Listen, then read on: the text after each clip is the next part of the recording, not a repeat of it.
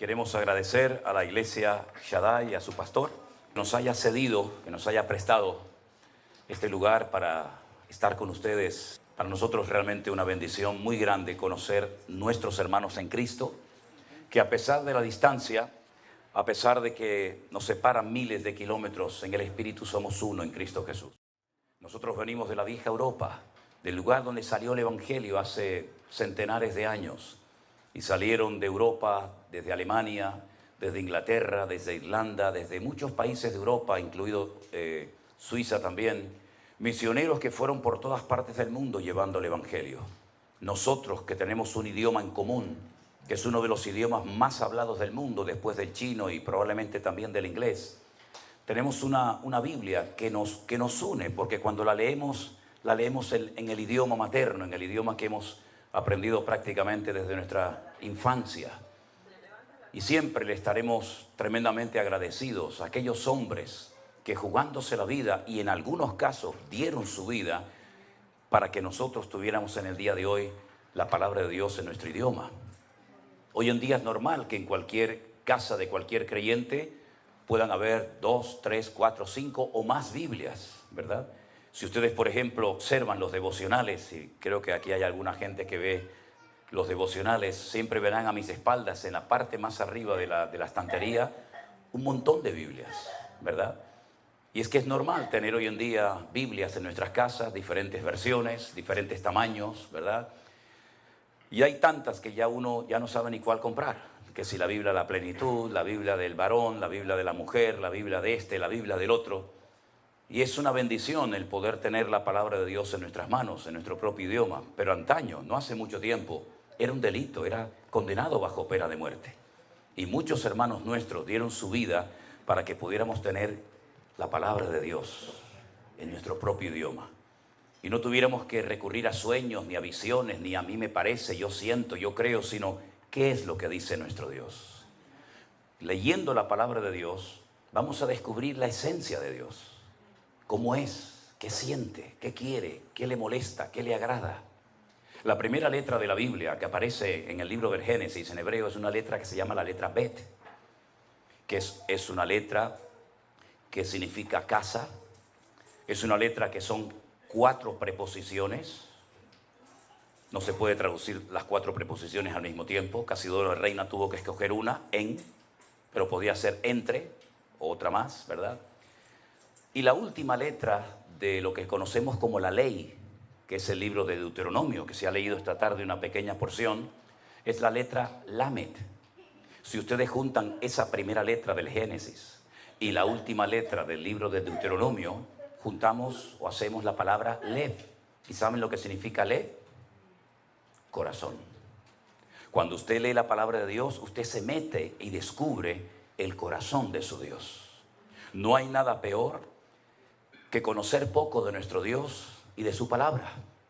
Por eso el énfasis prioritario que le damos a la gente que se ha convertido en este tiempo es que desarrollen su comunión diaria y personal con el Señor. A través de su palabra usted puede conocer las intenciones del corazón de Dios. Y hay muchos ejemplos, no voy a hablar de esto en esta tarde, esto es simplemente una pequeña introducción. Cuando tengan que irse me avisan, porque yo cuando empiezo tengo un problema y es que no sé cuándo terminar. Pero como tengo 8 horas de diferencia, me imagino que estoy en España y juego con un margen de 8 horas, ¿no? Así que discúlpenme si me extiendo demasiado. Pero tenemos casos en la Biblia de personas que nunca leyeron la Biblia. Nunca. No fueron nunca a un culto, no tuvieron un pastor, no iban a la escuela dominical de niños, nunca fueron a ningún campamento cristiano. Pero ellos conocían la esencia de Dios. Por ejemplo, tenemos al joven José. Yo veo que hay jóvenes en esta tarde aquí. Y fíjense que cuando José fue vendido por sus propios hermanos y apareció y dio con sus huesos en Egipto y posteriormente en la cárcel, él nunca había leído la Biblia, no se había escrito ni una letra de la Biblia. Todavía Moisés faltaban cientos de años para que naciera. Pero cuando a él lo compra un señor llamado Potifar, ¿se acuerdan? Es curioso, ¿no? Para los hermanos era un peligro, para Potifar era una bendición. Qué cosas tan extrañas a veces aparecen en la vida, ¿verdad? Pues dice la Biblia que la esposa de Potifar se enamoró de él y quería mantener relaciones con él. Y entonces él le dijo, ¿cómo voy yo a pecar contra mi Dios? ¿Cómo sabía él que eso era pecado? ¿Dónde estaba escrito? No estaba escrito en ninguna parte, pero él tenía comunión y relación con el Señor. Y cuando tú tienes comunión y relación con el Señor, tú conoces el corazón de tu Dios, ¿sí o no? Él no necesitaba leer la Biblia. Cuando el Señor le dijo a Abraham, sal de tu tierra y de tu parentela, él no dijo, ¿me habré inventado esta voz? ¿Será producto de mi imaginación? No le voy a hacer caso a esta voz. Él sabía que era Dios el que lo estaba llamando.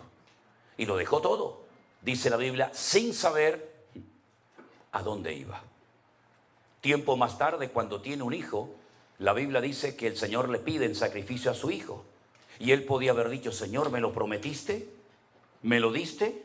Y ahora me lo pides en sacrificio. No puede ser la voz de Dios. Dios nunca le ha pedido a nadie el sacrificio de un hijo. Pero él no cuestionó a Dios. Él caminó 3 días sin parar desde Beersheba, al sur de Israel, hasta Jerusalén, el monte Moriah, para sacrificar a su hijo. Porque él sabía que el Dios que lo había llamado de Ur de los Caldeos para ir a la tierra prometida, era el mismo Dios que ahora le estaba pidiendo a su hijo que lo sacrificara sobre un altar en el monte Moriah. ¿Cómo lo sabía? Por la comunión, por la relación que tenía con el Señor. Por eso, hermanos queridos, si algo tenemos que mantener y desarrollar hoy en día más que nunca, es nuestra comunión y nuestra relación con el Señor, porque es lo único que nos va a mantener firmes en estos tiempos difíciles y peligrosos en los cuales nos ha tocado vivir. Amén, hermanos. Amén. Pablo le decía a Timoteo, ocúpate en la lectura. Ocúpate en la lectura. Y fíjate que estando en la cárcel, él le decía, tráeme los libros, tráeme los pergaminos, sabiendo que está a punto de morir y de entregar su vida por Cristo. Él todavía tenía anhelos de prepararse, de instruirse, de tener material para poder seguir preparándose como siervo del Señor. No hay nada peor que un cristiano ignorante. Por eso pasa lo que pasa. Por eso muchas veces han entrado en la iglesia doctrinas de hombres, mandamientos de hombres, modas, métodos, que aparentemente vienen de parte del Señor, pero que después lo único que traen son divisiones internas, problemas y confusión a las iglesias. Por eso, escudriñar las Escrituras, porque ellas son las que dan testimonio de nuestro Señor Jesucristo. Amén, hermanos. Bueno, vamos a leer la palabra del Señor en esta tarde. No sé si la han traído, si no, no se preocupen. Yo quisiera leerles en esta tarde una historia muy bonita, una historia muy interesante de un hombre que se encuentra en el Evangelio de Lucas, capítulo 19. Evangelio según San Lucas, por favor, el capítulo 19, a partir del versículo 1 en adelante. Es la famosa y hermosa historia de Jesús y Zaqueo. Un poquito de agua tiene por ahí. Aquí, ahí está. Ok, gracias. Gracias. Lucas capítulo 19, versículo 1, dice así. Habiendo entrado Jesús en Jericó, iba pasando por la ciudad. Y sucedió que un varón llamado Zaqueo, que era el jefe de los publicanos y rico, procuraba ver quién era Jesús, pero no podía. No podía a causa de la multitud, pues era pequeño de estatura. Corriendo delante, subió a un árbol sicómoro para verle, porque había de pasar por allí. Cuando Jesús llegó a aquel lugar, mirando hacia arriba, le vio y le dijo, Zaqueo, date prisa, desciende, porque hoy es necesario que yo pose en tu casa.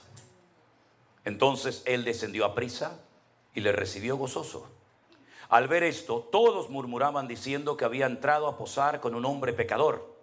Entonces Zaqueo, puesto en pie, le dijo al Señor, Señor, la mitad de mis bienes se la voy a dar a los pobres. Y si en algo he defraudado a algunos, se lo devuelvo cuadruplicado. Versículo 9. Jesús le dijo, hoy ha venido la salvación a esta casa, por cuanto él también es hijo de Abraham. Y terminamos con el versículo 10 que dice, porque el Hijo del Hombre vino a buscar y a salvar lo que se había perdido. ¿Cuántos dicen amén? Amén. Gloria a Dios. Cuando el pueblo de Israel sale de la esclavitud en Egipto, después de casi 400 y pico de años de esclavitud allí, y lograron salir a través de Moisés, como bien saben ustedes, en la noche que celebraron por primera vez la fiesta de Pesaj o de la Pascua, estuvieron a punto de llegar a la tierra prometida y tomar posesión de aquel país virgen que era para ellos.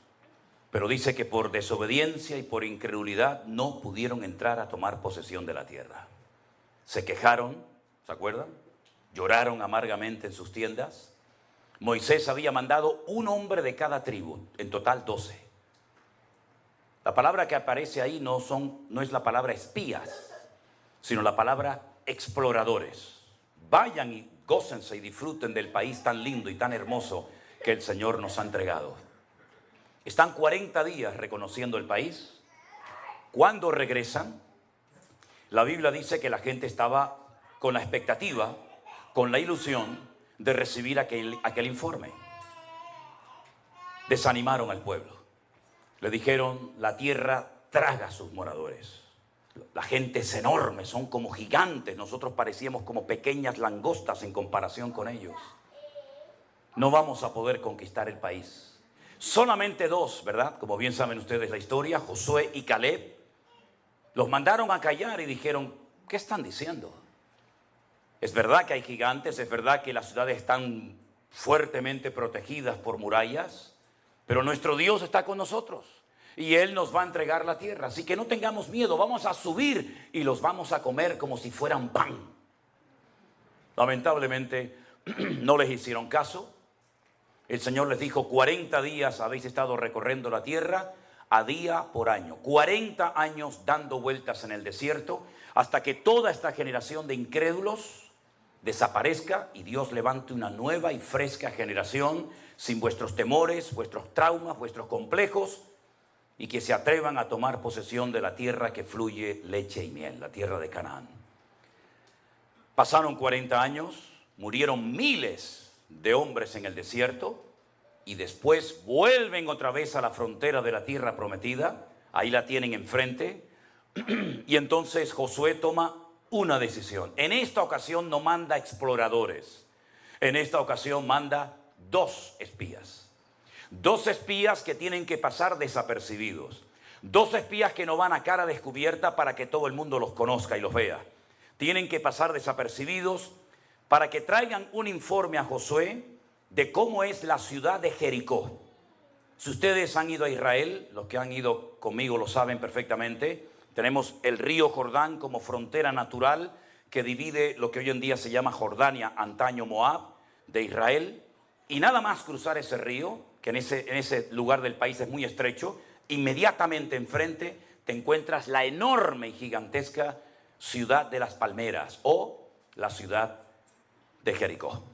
En aquellos tiempos, hoy en día no, en aquellos tiempos la ciudad tenía una doble muralla, eran como especie de círculos concéntricos, ¿verdad? Una muralla enorme por fuera y más adentro otro círculo. Cuando los 2 espías llegan a la casa de una tal Rahab, ¿se acuerdan? Rahab la ramera, les da hospedaje y ella les dice, hemos oído lo que vuestro Dios ha hecho por vosotros. Sabemos perfectamente que la ciudad va a caer en vuestras manos. Hemos oído cómo habéis vencido a los reyes que se levantaron contra vosotros en el desierto. Hemos oído cómo el Señor abrió las aguas del Mar Rojo y toda la gente en esta ciudad está asustada porque su corazón desfallece por causa de los hijos de Israel. Tener misericordia de mí y de mi familia cuando entréis a tomar posesión de la tierra, porque sabemos perfectamente que la ciudad va a caer tarde o temprano. Ellos le dijeron, si tú no le cuentas nada al rey, si tú no le cuentas nada a ningún hombre de que hemos estado aquí, tendremos misericordia de ti y de tu casa. Pero 2 condiciones. Primero, no salgas de la puerta de tu casa, quédate dentro. Si quieres que alguien más se salve contigo, tu padre, tu madre, tus hermanos o quien sea, que estén dentro de la casa contigo. Segundo, este cordón, esta tela, este trapo de color grana o rojo, lo vas a atar en la ventana para que cuando entremos a tomar posesión de la tierra, la gente sepa que en esa casa no tienen que entrar a herir, a matar a nadie, sino que ahí vives tú. Así fue. Todos conocemos la historia. Después de días y días de dar vueltas, la ciudad cae y las murallas de Jericó, según los arqueólogos, que les llamaron mucho la atención. No cayeron según la posición de las piedras de adentro hacia afuera, ni tampoco de afuera hacia adentro se cayeron, sino que todavía tenemos en nuestra retina las imágenes de cómo cayeron las famosas Torres Gemelas. ¿Se acuerdan? Se desmoronaron, cayeron de arriba abajo, porque no era una obra del hombre. Era una obra, una intervención divina y sobrenatural. Y las piedras se desplomaron sobre sí mismas y todas las murallas cayeron, excepto la casa de Rahab la ramera, que dice el libro del Génesis que ella vivía, su casa estaba entre un muro y el otro muro, en medio ella vivía. Toda la ciudad se desmoronó, pero su casa permaneció, porque la Biblia declara y dice: caerán a tu lado 1000 y 10.000 a tu diestra, mas tú no caerás, por cuanto has puesto tu confianza en el Señor tu Dios. Eso fue lo que pasó. Aleluya. Tremendo, tremendo. Esa ciudad cayó. Fue la primera conquista importante de la tierra prometida, y de ahí en adelante fueron tomando posesión de la tierra hasta llegar hasta la frontera, hasta el norte, que le tocó en posesión a la tribu de Dan. De ahí que se diga desde Dan, ¿verdad? Desde Dan hasta Berseba, desde el norte hasta el sur. En esta ciudad, que fue conquistada no por una estrategia humana, no por un método humano, sino por la voluntad y el poder de Dios, es donde el Señor Jesucristo se encuentra ahora.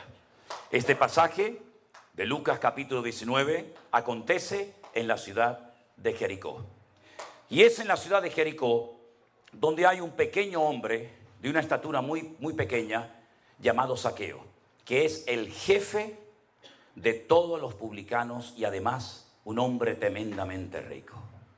Los publicanos en aquella época eran personas odiadas. Nadie quería tener contacto y comunión con los publicanos.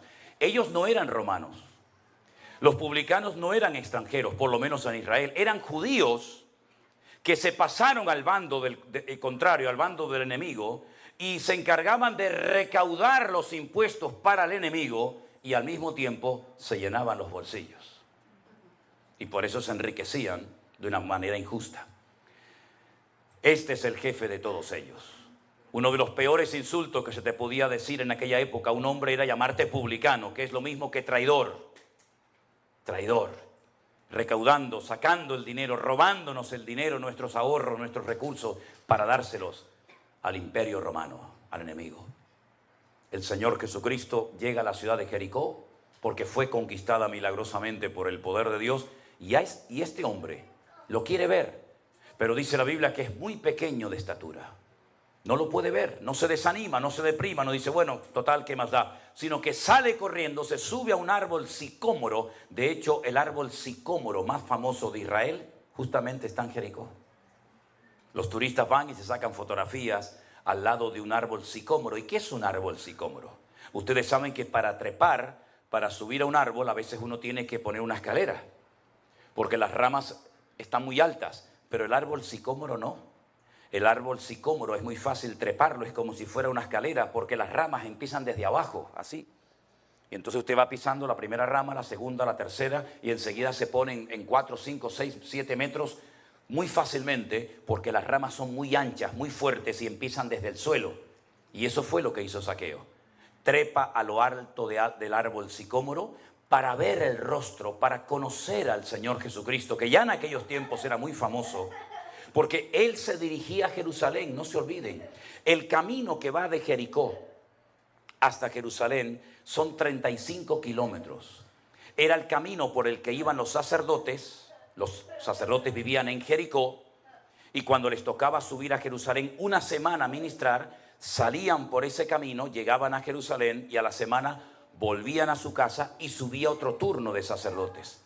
Se conocía como el camino de la sangre, porque la gente sabía que los peregrinos iban con sus diezmos, con sus ofrendas, con sus aportaciones a la casa de Dios, y entonces los ladrones se apostaban en el camino para saltearlos. La famosa historia del samaritano, ¿se acuerdan? El buen samaritano, ¿dónde se lleva a cabo? Ese hombre que es herido, que casi lo matan, en el camino que desciende de Jerusalén hasta Jericó. Zaqueo lo que hace es que está esperando pacientemente para ver el rostro del Señor Jesucristo, y para sorpresa de él, Jesús nos sigue de largo, sino que se detiene al pie del árbol y le dice, Zaqueo. Fijaros que lo llamó por su propio nombre. Es que nuestro Dios conoce absolutamente todo. No le tuvo que decir, ¿qué haces allá arriba? ¿Cómo te llamas? ¿Cuánto tiempo llevas allá arriba? Es que lo que nadie sabe y conoce en esta vida, nuestro Dios lo conoce perfectamente. Él nos conoce desde el vientre de nuestra madre. Él sabía que tú ibas a nacer. No es casualidad que tú hayas nacido. Se quedaron millones de futuros o de posibles hermanos nuestros por el camino. Se quedaron por el camino millones de niñas como tú, pero no llegaron a la meta. Pero el Señor permitió que tú llegaras a la meta. Y cuando eras así una cabecita prácticamente que hay que mirarla por un microscopio, tú llegaste porque el Señor te diseñó desde el vientre de tu madre para que tú vivieras de gloria en gloria, de victoria en victoria y de bendición en bendición. No es casualidad que hayas nacido. Al contrario, hay un propósito, hay una razón de ser. Si cuando no eras nada sin Cristo llegaste el primero a la meta, imagínate ahora que el Señor está contigo como poderoso gigante. Nadie te podrá hacer frente en todos los días de tu vida. ¿Cuántos dicen amén? El Señor Jesucristo le dice, baja, baja, baja, Zaqueo, ven. Yo hoy quiero comer en tu casa. Claro, para muchos fue un escándalo. Porque hay personas, cristianas evangélicas también, que ya creen que lo saben todo. Tienen sus esquemas. Esto está bien hacerlo en la iglesia, pero esto no. Porque te educaron, te criaron como que tú eres el que controlas. Tú eres el que sabes. Y entonces, en cuanto se sale el programa del protocolo o del horario, o el predicador no sé qué, o el músico, enseguida nos ponemos nerviosos. Y por eso muchas personas en la época del Señor Jesucristo se ponían nerviosos cuando, por ejemplo, veían que iba a entrar a la casa de un publicano, de un traidor. Porque no les cabía en la cabeza que el Señor, si era tan santo y tan sabio, entrara a comer a casa de un pecador. Pero ¿para qué vino el Señor Jesucristo a este mundo, mi hermano? ¿Para darle una palmadita en la espalda a los religiosos y que sigan con su fariseísmo y con su hipocresía? ¿O Él vino a buscar y a salvar lo que se había perdido? Porque es muy fácil ser cristiano aquí adentro. Pero es que yo he visto un montón de gente durmiendo ahí en la vereda de esta calle que de alguna manera habrá que ir a alcanzarlos para Cristo, o por lo menos evangelizarlos en algún momento. Pero no le lleve una Biblia a un muchacho que está enganchado a la droga, a la heroína, a la cocaína, al crack, que está pasando frío, hambre. No le lleve una Biblia porque no le va a servir de nada. Llévele un pan, llévele un café con leche y después le regala la Biblia. Primero vaya a lo natural y luego vaya a lo espiritual. Pero si va a lo espiritual, una persona que está enganchado al mundo, que el diablo lo tiene en sus manos, la Biblia en ese momento ni siquiera la va a apreciar. Lo que va a utilizarla es arrancando la Biblia para hacerse canutos de marihuana y fumárselos, como muchas veces ha sucedido. Entonces Jesús entra en la casa de Zaqueo, el publicano, porque es la persona más representativa de la ciudad en cuanto a los pecadores se refiere. Ahora, fíjese qué interesante, ocurren cosas que si usted no conoce un poquito la ley del Antiguo Testamento le van a resultar sorprendentes. Jesús entró en su casa, no fue solo, sino que fue con 12 hombres más, sus 12 discípulos, ¿verdad? No abre la boca en ningún momento, no dice absolutamente nada, no le reprocha a Zaqueo absolutamente nada. Nosotros a veces, algunos cristianos tienen la manía, la mala costumbre de cuando entra un pecador a la iglesia, una persona de la calle, queremos en 5 minutos cambiarle la vida. Y no lo bautizamos ahí mismo porque no hay posibilidad, si no hasta lo harían. Que si huele mal, que si lleva una virgen o un crucifijo colgado en el cuello, que si va en sandalias o descalzo. Tranquilos, la obra no la vas a hacer tú. La obra la va a hacer el Señor. Porque si la haces tú, la obra va a durar lo que dura el culto. Pero si la obra la hace el Señor, va a durar por la eternidad. Entonces,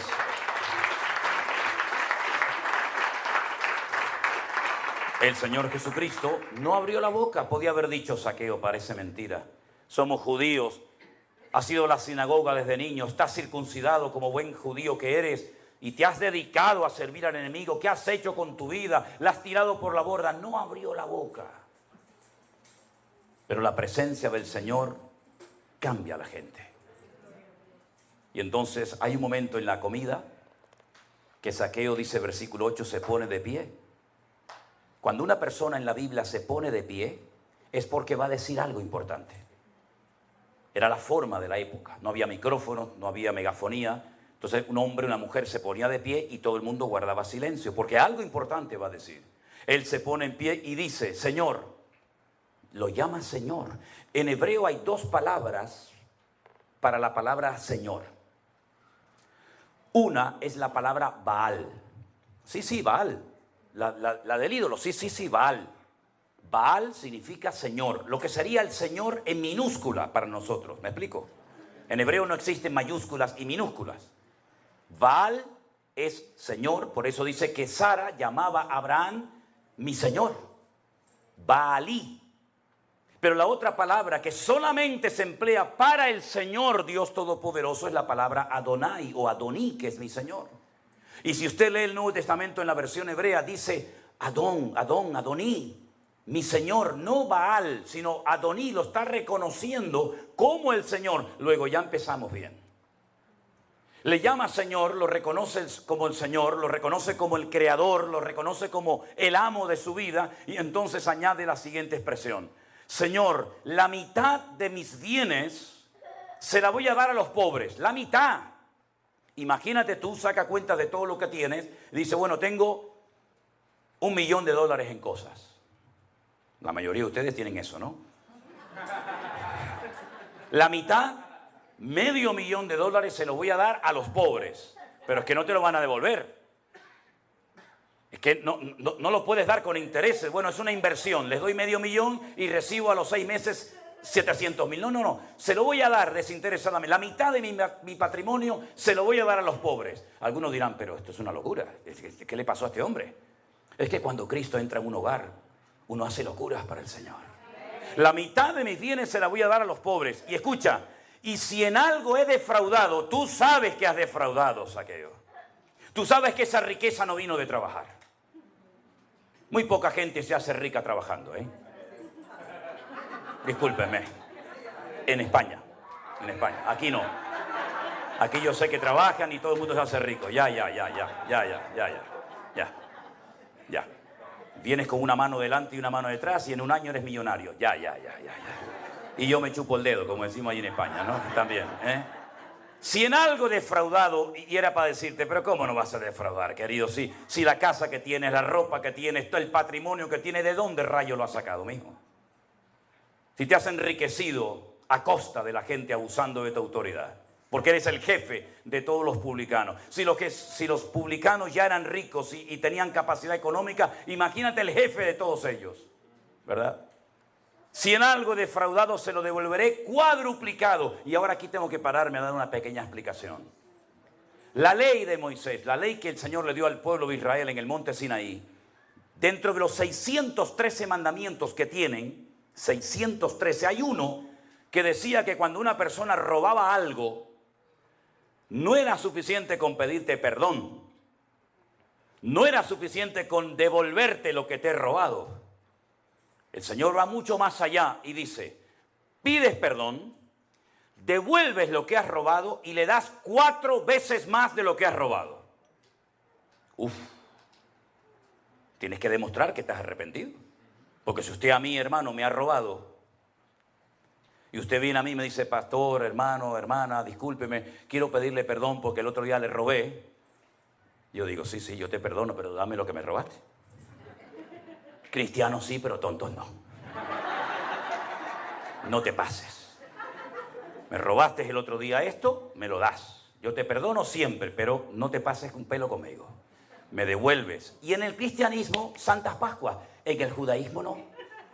En el judaísmo me devuelves, me pides perdón y me das 4 veces más. Es decir, que si el otro día fuiste al campo y te gustó una vaca que yo tenía allí en el campo, me la devuelves y me das 4 más. Y tú dices, pero ¿esto quién lo hace? El que verdaderamente está arrepentido. Es lo que decía Juan el Bautista. ¿Se quieren bautizar? Claro, porque ahora todo el mundo lo hace, es la moda. Haced frutos dignos de arrepentimiento. Demostradme que estáis arrepentidos. No es suficiente con decir, por mi culpa, por mi grandísima culpa, yo pecador me confieso. No, eso ya no vale, eso era antes. Ahora tienes que demostrar que usted está arrepentido. Me das lo mío, me pides perdón y me das 4 veces más. Por eso David robó una mujer y 4 de sus hijos los perdió. ¿Lo entienden? El que roba, 4 veces más. Ay, amigo, esto es serio, ¿eh? Es que el cristianismo es para hombres, no es para mequetrefes. No es para... ¿Verdad? No, esto es un esfuerzo que con la ayuda del Señor lo podremos hacer, solos no. Entonces, cuando Zaqueo se levanta, reconoce públicamente que ha sido un ladrón, un sinvergüenza, que ha robado, que ha manipulado, que ha extorsionado, que ha destruido familias enteras, porque los publicanos iban acompañados de los romanos. Y cuando entraban a una casa, tiraban la puerta y decía, a ver, los impuestos. Y ahora me llevo a la oveja, me llevo a la niña como esclava, me llevo al niño para trabajar en mi campo y toda esa ropa me la llevo. Así eran los publicanos, eran abusadores, eran personas sin escrúpulos, eran personas que vivían solamente pensando para sí mismos, egoístas, ególatras.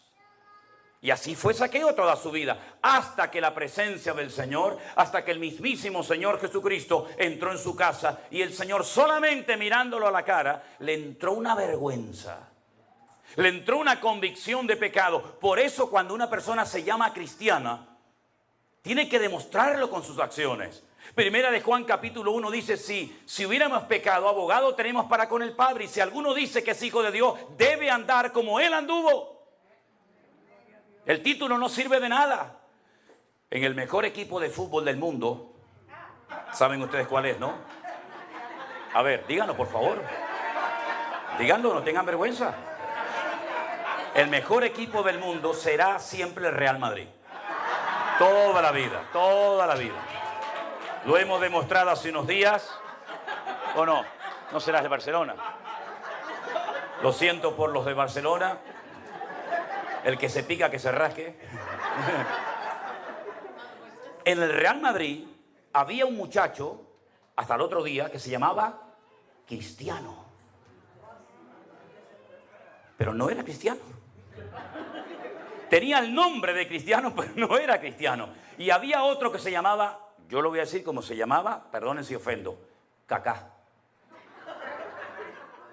Y era cristiano. Sí, era cristiano. Kaká era cristiano. Cristiano no era cristiano. Entonces no es un título. ¿Usted qué es cristiano? Demuéstrelo. ¿Cómo? Con sus acciones. Por sus frutos los conoceréis. No porque cantan lindo, no porque tocan precioso, no porque predican de una forma increíble, no porque tiene una personalidad que, madre mía, arrolladora. No. Es por los frutos los conoceréis. Y el fruto lleva tiempo. ¿Y el fruto cuál es? Gozo, paz, paciencia, benignidad, mansedumbre, fe, templanza. Contra tales cosas no hay ley. En otras palabras, hay que demostrar que verdaderamente hemos nacido de nuevo. No solamente con palabras, sino con acciones. Y cuando el Señor vio en Zaqueo que estaba dispuesto a cambiar, porque hago un paréntesis, no sé aquí en América, pero hay gente que no quiere cambiar. Pastor, a mí me costó 40 años aprender esto. Yo creía que todo el mundo cuando escuchaba la palabra iban a cambiar, pero no, yo me engañé durante mucho tiempo a mí mismo. Hay gente en las iglesias que no quieren cambiar. Entonces no perdamos el tiempo con la que no quiere cambiar, con el que sigue R que R con lo suyo y no quiere cambiar, cuando ese tiempo se lo podíamos haber dedicado a esa familia, a ese hermano que quería cambiar y perdimos el tiempo. ¿Se da cuenta, hermano? Hay gente que no quiere cambiar. Te respetan, te saludan, te admiran, te piden autógrafos, te piden fotos, pero en el fondo no quiere cambiar, va a seguir igual. Pues no pierdas el tiempo, que ya somos muy mayorcitos para perder el tiempo, hermanos. ¿Te das cuenta? Entonces ahora hay un hombre serio, genuino, que dice, no, a mí me va a costar dinero el ponerme en orden. A mí me va a costar dinero, yo me tengo que desprender de cosas que yo he robado a familias. Yo he arruinado la vida de muchas personas en mi ciudad donde vivo y todo el mundo me conoce. Y ahora imagínense, yo digo que soy seguidor de Cristo, sí, pero me robaste la casa, me robaste a mi hija como esclava, me robaste el terreno, me robaste las ovejas, me robaste las vacas. Entonces, ¿qué cristianismo es este? El mismo perro con distinto collar. Antes iba a misa y ahora voy al culto. Antes comía la hostia, ahora como el pan y el vino. ¿Esto qué es? Esto es un relajo. Pero entonces el Señor, cuando ve que va en serio y dice, ahora reconoces que has defraudado. Qué cosa curiosa. Es que el Espíritu de Dios viene a convencer de pecado. Entonces ahora, al final de la larga conversación y de la comida, ahora sí habla el Señor. Por eso hay algunas Biblias, como ustedes pueden comprobar, que cada vez que habla el Señor las palabras aparecen en color rojo. ¿Sí? En este caso es así. Y ahora yo voy a leer las palabras que aparecen en rojo, después de haber escuchado a Zaqueo, y dice así, el Señor: hoy ha venido la salvación a esta casa, por cuanto él también es hijo de Abraham. Porque el Hijo del Hombre vino a buscar y a salvar lo que se había perdido. La bendición viene después del arrepentimiento. La bendición viene al hombre y a la mujer obediente, no al que quiere beneficiarse del Evangelio sin pagar el precio, sin pasar por la cruz.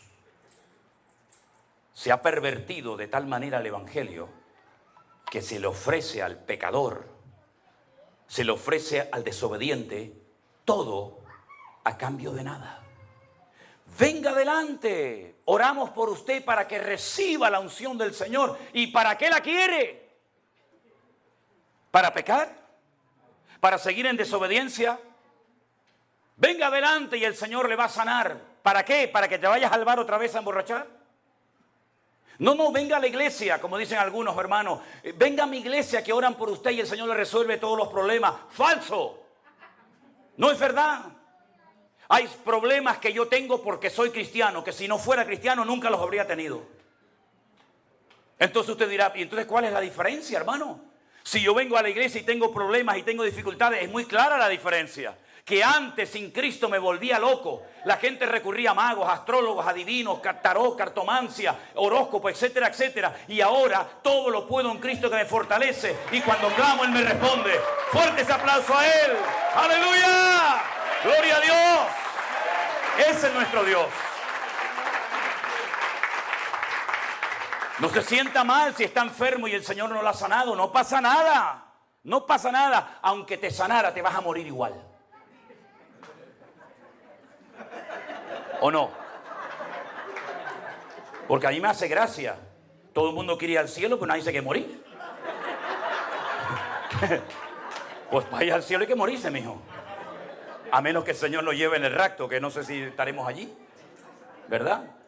Oye, yo conozco un hombre, y usted también lo sabe de quién estoy hablando. En una semana enterró a los 7 hijos. Eso tiene que ser terrible, hermano. Terrible. 7 muchachos enterrados en una semana. No te quedó ni uno. Y los animales, y las cosechas. Y hasta la mujer se le puso en contra. Y le dijo, muérete de una vez y maldice a Dios. Y los amigos vinieron más que para animarlo, para hundirlo más todavía de lo que estaba. ¿Verdad? Y la carne se le empezó a descomponer como si tuviera una sarna, una lepra maligna. Se le caía a trozos la piel. Daba asco, repugnancia estar al lado de ese hombre. Y la gente decía, pero si es tan bueno, si es tan santo, si ora tanto, ¿por qué vive así? Y cuando peor estaba, se levanta y dice, ¿saben una cosa?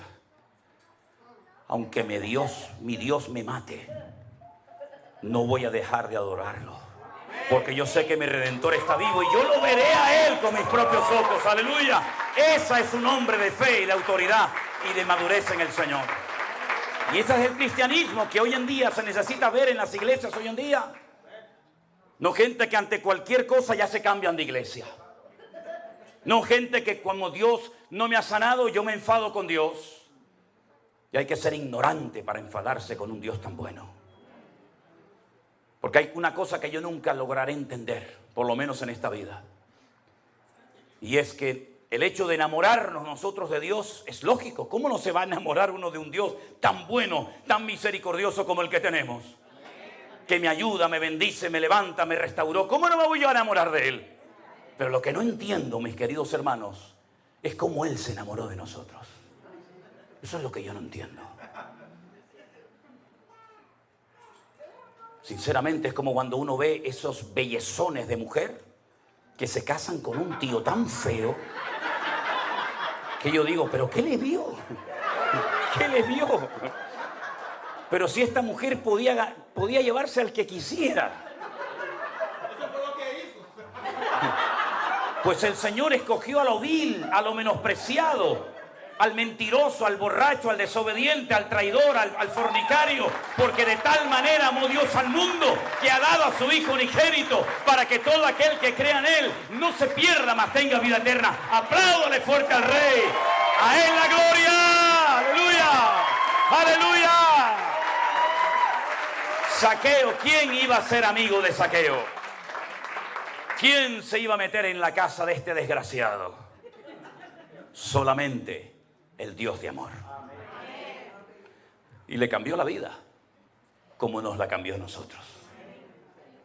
Y por eso cuando yo entendí esto, cuando yo fui por primera vez en mi vida a una iglesia evangélica y comencé a ir, y un día y otro día, y un domingo y otro domingo, y mi padre, que siempre se pegó años preguntándome: Manolo, ¿tú qué vas a hacer en la vida? ¿Tú qué vas a hacer? Me estás con tus coches, con tus motos, con tus bicicletas y con tus historias. ¿Tú qué vas a hacer en la vida? Yo decía: lo estoy pensando, papá. Cuando yo un día le dije a mi padre: quiero hablar contigo, papá, y me encerró en la habitación y me dijo: a ver, siéntate ahí. ¿Qué me quieres decir? Digo: papá, ya sé lo que quiero hacer en la vida. Y me dice: hombre, bendito sea Dios. No se persignó porque era cristiano, si no se hubiera persignado en aquel momento. Y le digo: papá, yo quiero servir al Señor, quiero ser pastor. Me dio una bofetada con la mano abierta que no me dobló la cabeza de milagro. Me dijo: ¿cómo? Tú, pastor, hazme el favor, hombre. Esto es una cosa muy seria. No me hagas pasar vergüenza con los hermanos de la iglesia. Tú no sirves para esto. Y me empezó a dar ahí un sermón, ¿verdad? Con 18 puntos, conclusión, ¿verdad? Y todo lo que quiera.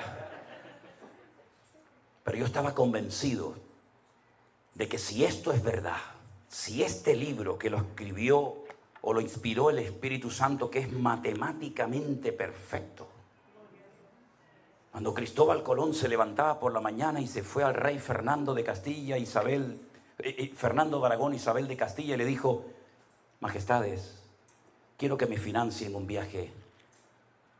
¿A dónde vas? Dice: voy a descubrir un nuevo mundo, un continente. Y le dijeron: ¿pero a dónde vas, tarado? ¿Dónde vas ahí? ¿Qué nuevo mundo? ¿Tú no te das cuenta que aquí en España hay un pueblo que se llama Finis Terre? Aquí termina la tierra. Si te vas para allá te vas a caer. Y él dijo: no. ¿Cómo que no? No. Y usted va a Sevilla y coge el diario personal de Cristóbal Colón, y él leía la Biblia. Dicen que era judío. Y leían Isaías: el Señor, Dios Todopoderoso, Jehová de los ejércitos, está sentado sobre el círculo de la tierra. Y la gente decía: no es plana. Él decía: no, es un círculo. Porque si fuera plana, veríamos constantemente el sol ir de un lugar a otro. Pero cuando sale por el este y se oculta por el oeste, y mañana me levanto y lo vuelvo a ver por allí, tiene que ser redonda la tierra. Si fuera plana, siempre lo veríamos de un lado para otro. La tierra es redonda, majestad, porque la Biblia lo dice. Y cuando encontramos en la palabra de Dios consejos para la familia, para los solteros, las viudas, los casados, para todo el mundo, cuando yo descubrí que Dios había hecho hombre, se había hecho carne, y había muerto por mí en una cruz y habían metido en una tumba. Y bueno, pues fue muy bueno, y ahí terminó. No. Ahí es cuando empezó todo. Al tercer día dice la Biblia que fueron a buscarlo y no estaba, la tumba estaba vacía. Y no es que habían robado el cuerpo, no es que se habían equivocado de tumba, no, sino que había resucitado, dice la Biblia.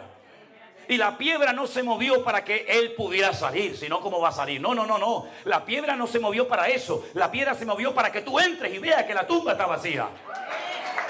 Cuando yo entendí eso, yo dije: Dios mío, esto es increíble.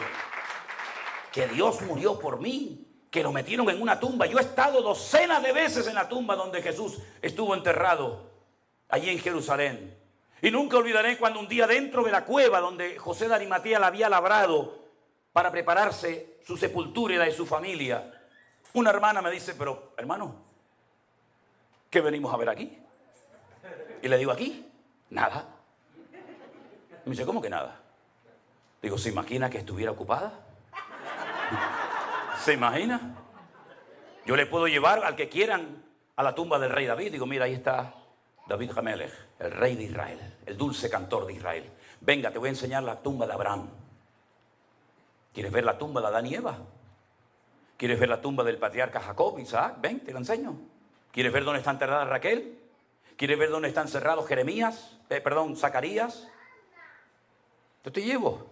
¿Quieres ver la tumba de José? Pero la tumba de Jesús está vacía. Cuando yo dije, si esto es verdad, se lo tengo que contar a todo el mundo. Porque no todo el mundo sabe esta historia. Saben la historia de Semana Santa, de la religión muerta y vacía. Que tienen que llevarlo a cuestas. Que tienen que sacarlo y meterlo cuando no llueve. Porque cuando llueve, cuidado que se mojan y se echan a perder las estatuas. Tuvimos hace poco en una de las 7 islas Canarias, en una pequeñita que se llama La Palma, un volcán que hacía 50 años que no explotaba. Así, de la noche a la mañana, en décimas de segundo, ¡pum!, explotó el volcán. 3.000 casas las destruyó en pocos días. Carreteras, colegios, fincas, terrenos, invernaderos. No destruyó toda la isla por la gracia y la misericordia de Dios. Como el volcán en las Islas Canarias va muy lento y más o menos se puede prever el recorrido que va a hacer hasta que llega al mar, sabían que el volcán, que explotó más o menos como a la mitad de la isla, iba en dirección a un pueblo. No recuerdo ahora mismo Todoque, creo que se llama así el pueblo. Y entonces dijeron, uy, cuando llegue el volcán al pueblo va a destruir la iglesia del pueblo. Y entonces la gente salió corriendo a las iglesias, bajaron al San Pancracio, bajaron a la Virgen de no sé qué, bajaron al otro que estaba clavado en la cruz y veías a la gente corriendo por las calles con los muñecos a cuesta. Y yo decía, Dios mío, pero si ahora tienen una oportunidad extraordinaria para demostrarle a todo el mundo y a las Islas Canarias, no se preocupen, a mí no me tiene que cargar nadie, yo voy a parar el volcán. Conmigo no puede porque yo soy Dios, somos dioses. Tienen ojos y no ven.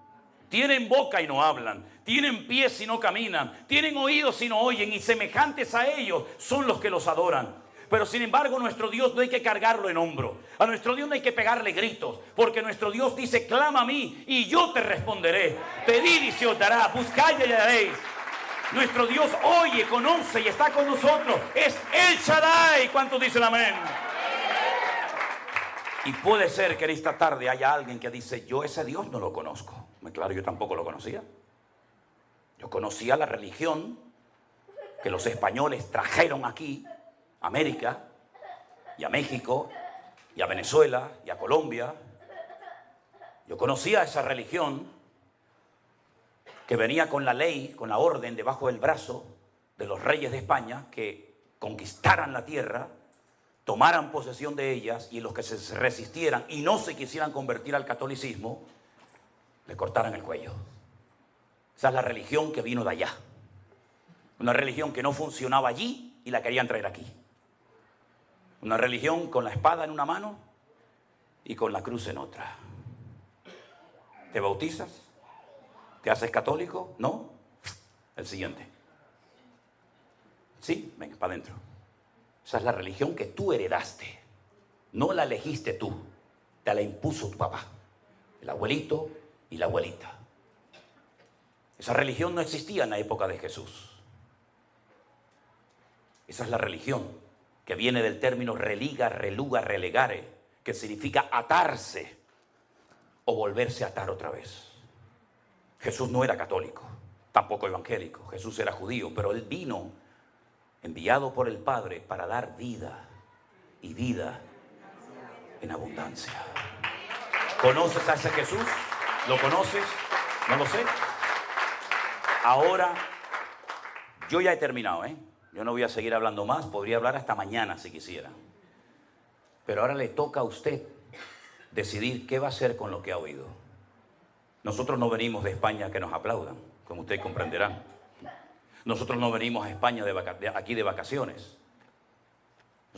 Hemos venido aquí para hablarte de mi Señor, el que me salvó, me liberó y me sanó.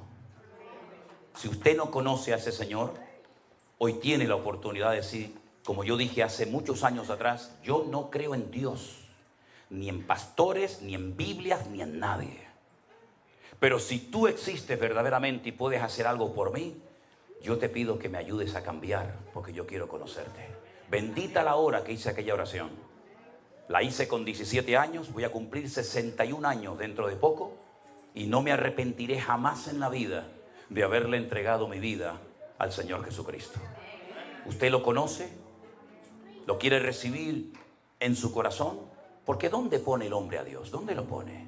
Aquí en el cuello, en la cartera atrás te dice, no, mire, yo soy muy cristiano, mire, aquí lo tengo. Encima de la mesita de noche, encima de la cama, ese crucifijo enorme que como se le caiga un día a uno en la cabeza lo mata. Lo ponemos en todos los lados, menos donde tenemos que ponerlo, que es aquí adentro en el corazón. A mí me da igual dónde se vaya a congregar usted, si es aquí, allá o en ninguna. Yo no vengo a hacer publicidad de una iglesia. Usted ha vivido perfectamente sin mí toda su vida y yo sin usted. Por lo tanto, no venimos para hacer un negocio. No. Yo vengo para hablarte del Señor que me cambió la vida. Si usted quiere cambiar y pedirle perdón al único que le puede perdonar sus pecados, porque no hay hombre en el mundo que le pueda perdonar los pecados, ¿sabes? No hay pastor, reverendo, no hay nadie que te pueda perdonar tus pecados sino solamente Dios. ¿Y quién no ha pecado? Dígame. ¿Quién no ha pecado? ¿Aquí no has pecado nunca? A lo mejor has hecho cosas que ni tu mujer sabe que las hiciste, o tu marido, o tu hijo, o tu padre.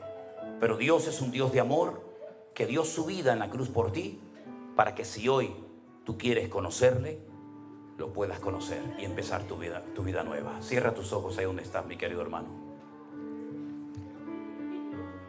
Yo quiero preguntar en esta tarde, ¿hay entre nosotros alguna persona que nunca le ha entregado su vida a Él, al Creador del universo, al Señor Dios Todopoderoso? Pero tú lo quieres hacer en este momento. Ahora es el momento de hacerlo. Ahora es el momento de decir, Señor, perdóname. Cambia mi vida, Jesús. Quiero conocerte. Me gustaría mucho poder orar por usted. Me gustaría mucho poder orar por ti. Simplemente tienes que levantar tu mano ahí donde estás. Dios le bendiga. Dios le bendiga. Dios le bendiga. Dios le bendiga. Amén. Dios te bendiga a ti también. Gloria a Dios. Este es el momento más importante de esta reunión. Es el momento de mayor reverencia. Si hemos tenido que cruzar el charco para venir aquí, a que estas personas en esta tarde le entreguen su vida a Jesús, ha merecido la pena, pastor. Ha merecido la pena. Voy a pedir por favor a los que levantaron su mano, si son tan amables, ¿pueden pasar aquí un segundito? Y oramos juntos al Señor. Pase adelante, por favor. Yo no les conozco a ustedes. No hace falta que aplaudan, no hace falta que aplaudan, no hace falta que aplaudan. Yo quiero que toda la iglesia esté orando. No me estén mirando a mí. Vamos a orar. Aquí hay almas que van a pasar ahora de muerte a vida. Va a haber gozo en el cielo porque va a haber a pecadores arrepentidos que le van a entregar su vida a Jesús. Y es el momento más importante de este culto en esta tarde. ¿Hay alguna persona más entre nosotros en esta tarde que le quisiera entregar su vida a nuestro Señor Jesús? Con toda libertad puedes todavía pasar al frente. Gloria a ti, Señor Jesús. Voy a pedirle a los que pasaron adelante en esta tarde que cierren sus ojos junto conmigo y repitan conmigo esta oración, que no es una oración mágica, no es una fórmula religiosa, sino es simplemente una forma de guiarte para que usted pueda rendirle hoy su vida al Señor Jesús. Repita conmigo, por favor. Señor Jesús,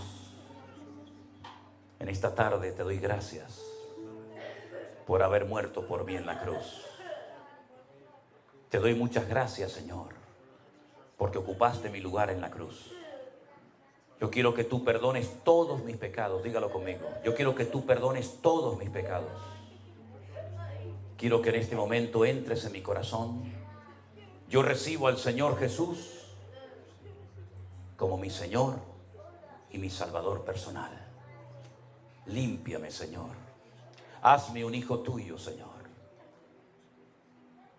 Y yo públicamente confieso, dígalo, quiere oírlo. Yo públicamente confieso que a partir de hoy el Señor Jesucristo será mi Señor y mi Salvador. Renuncio al pecado, pondré mi vida en orden, te obedeceré y cumpliré con tu palabra todos los días de mi vida. Te lo pido con toda mi alma, Señor, en el nombre de Jesús. Amén. Quiero orar por ustedes en esta tarde y pido a la iglesia que se unan a mí y oremos por ellos. Padre, en el nombre de Jesús, soberano Dios del cielo y de la tierra, te pido que tú bendigas a estas personas que en esta tarde han sentido en su corazón pasar al frente en esta plataforma de esta iglesia y públicamente confesarte delante de los hombres. Tu palabra, tu promesa dice que cuando alguien en la tierra te confiesa delante de los hombres, tú también le confesarás en aquel día delante de tu Padre, Señor. Pero también dice tu palabra que todo aquel que se avergonzare de ti en la tierra y no se atreva a confesarte, tú también te avergonzarás de él en la otra vida. Pero gracias, Señor, porque hoy hay gozo en los cielos. Por cada pecador, por cada alma que se rinde, por cada persona que se entrega a Jesús, hay gozo en el cielo. Y 4 nombres más serán hoy inscritos en el libro de la vida. Y así iremos por todas las naciones de la tierra predicando el evangelio de nuestro Señor Jesucristo. Y veremos vidas cambiadas, veremos vidas transformadas, veremos vidas libres, llenas del gozo y de la paz del Señor. Porque tú has venido, Dios mío, para deshacer las obras del diablo y para darnos vida y vida en abundancia, Padre mío. Y en esta tarde te damos la gloria y la honra por este privilegio que nos has dado de llevar almas nuevas a tus pies. Recibe toda la gloria y toda la honra, Señor, y te damos gracias porque sabemos que tú haces una obra perfecta y completa en las vidas, y por eso, Señor, te diremos: tú eres bueno y para siempre tu misericordia. Ahora sí, dele ese fuerte aplauso al Señor con toda su alma y con todo su corazón, al que vive, al que reina por los siglos de los siglos. Amén, amén, amén, amén. Póngase de pie conmigo en esta tarde. Aleluya. Gracias, Señor Jesús.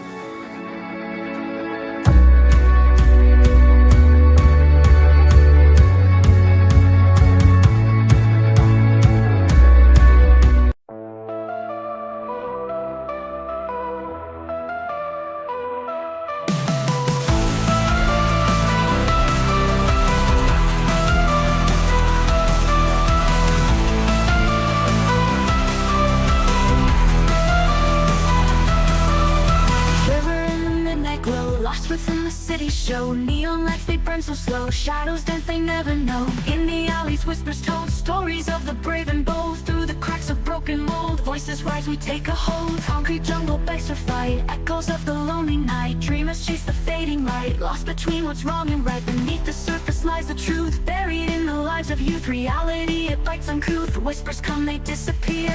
Haunting echoes call my name. I can feel the burning flame. Closer past, they sigh and stray. Memories that swim